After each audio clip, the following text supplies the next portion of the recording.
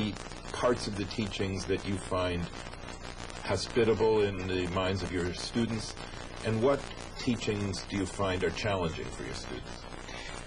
Well, the concept of jihad, this idea that is there a justification in Islam to go out and kill people, that's a difficult concept, obviously, for people in this country to deal with.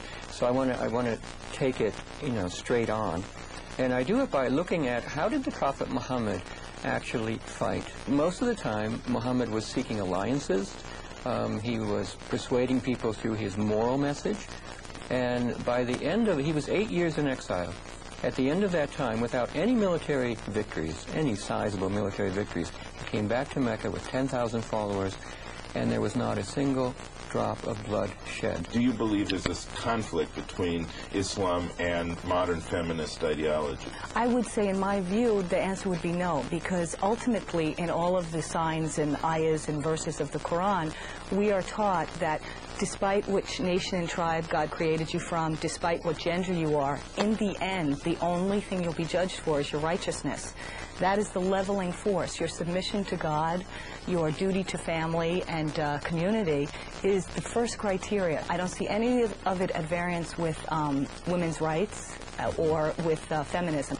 I wanted non-Muslims to appreciate the power of this journey and the universality of the journey, because all of us really in our faith quests are looking to know God better. We're looking to know who we are and what's our purpose in being here on planet Earth, and how can we improve our circumstances. And that's part of what this quest is about, and I think people could relate to that. And how have you been able to take that powerful, optimistic, hopeful strength into an America post 9/11, which has had so many destructive misconceptions about Islam?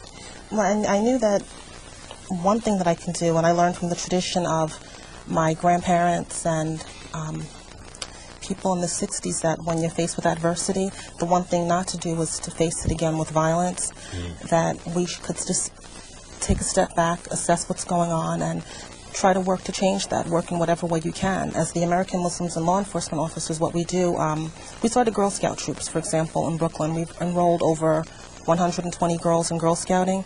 Girl Scouting is about service to God and service to